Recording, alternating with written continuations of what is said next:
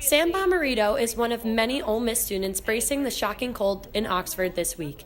After living in this area for most of his life, Bomarito is ready and prepared for the weather ahead. Well, I've always lived in this area, so it's kind of like I'm used to it at this point. The changing temperatures from one day being kind of warm, next day being freezing cold. I'm used to that, so I think I've kind of grown to experience it a lot. So. Knowing that the drastic changes in weather have the potential to make anybody sick, Bomarito has his own ways of preventing illness from sticking. I just try to dress as warm as possible. Usually try to dress for the coldest possible. That way I'd rather be too warm than too cold.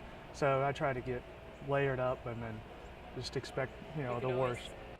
With the weather in Oxford changing drastically, it is important to find new and effective ways to get ahead and prevent yourself from getting sick. Hunter Matthews is a pharmacy student at Ole Miss and thinks experts are prepared for a rise in patients at this time of the year.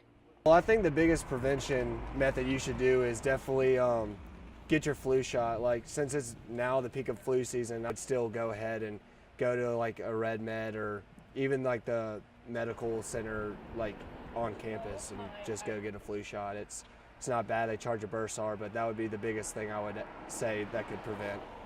However, heading to the doctor isn't the only option at this time of year.